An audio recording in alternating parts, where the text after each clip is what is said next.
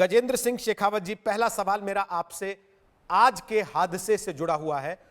24 मजदूरों की मौत हो गई एक बार फिर सड़क हादसे में। आज सुबह की यह सबसे दर्दनाक खबर है। एक तरफ सरकार 20 लाख करोड़ रुपए का राहत पैकेज ला रही है, दूसरी तरफ विपक्ष और आए दिन होने वाली घटनाएं यह सवाल खड़ा कर रही हैं कि पैकेज और प्लानिंग क्या दोनों अलग अलग दिशा में जा रहे हैं।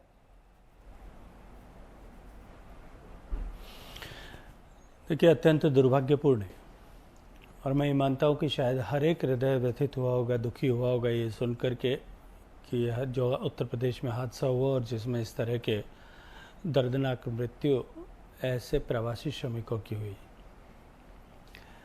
लेकिन हमको इस विषय को इस दृष्टिकोण से समझना पड़ेगा कि ये लोग पैदल चलने को मजबूर क्यों हो रहे हैं।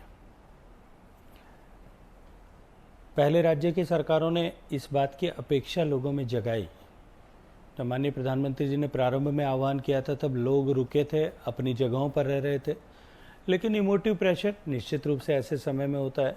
राज्यों ने ऐसी आकांक्षा, अपेक्षा लोगों में जगाई कि केंद्र सरकार अनुमति दे, भारत सरकार का गृह मंत्रालय अनुमति दे तो हम तुरंत सारे मजदूरों को अपने अपने यहाँ से बसें लगा करके लेके आएंगे। संख्या बहुत बड़ी थी, वो शायद इसमें सफल नहीं हो पाए। उसके बाद में उन्होंने कहा कि रेल चालू की जाए।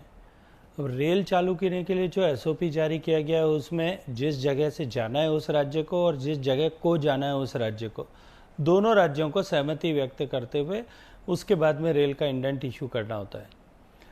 बहुत सारे ऐसे राज्य हैं, चाहे राजस्थान है, चाहे छत्तीसगढ़ है, चाहे झारखंड है, चाहे वेस्ट बंगाल है और चाहे महाराष्ट्र है, ये सब प्रदेश जो हैं अपने यहाँ से मजदूरों के बाहर जाने, आंध्र प्रदेश, तेलंगाना, ऐसे सभी राज्य बाहर जाने और उन अपने यहाँ के लोगों को अपने प्रदेश में आने, इसको लेकर के अभी जिस तरह से त्वरित कार्रवाई करनी चाहिए वो नहीं कर पा रहे हैं और उसके कारण से लोग इम्पेशेंट हुए हैं। इम्पेशेंट होकर के लोग जो है वो घर से सड़क पर निकले। ये निश्चित रूप से दुख और तकलीफ का कारण है। भारत सरकार के गृह मंत्रालय ने, माननीय अमित शाह जी ने भी ट्वीट करके सब राज्यों से रिक्वेस्ट भी किया है, बात भी की है कि यथासंभव सबको रोकने का प्रयास करें। हमने रेल की व्यवस्था की है और आप ऑर्गेनाइज करके सब लोगों को जो है चलाने की, सब लोगों को रेल के माध्यम से अपने स्थान पर जहां जाना चाहें उसकी व्यवस्था करनी चाहिए। जो लोग रुके हैं उनके भोजन की व्यवस्था, उनके शेल्टर की व्यवस्था, उनके आवास की व्यवस्था, इस सब के लिए भी अरब से पर्याप्त पैसा सब राज्यों को दिया गया है।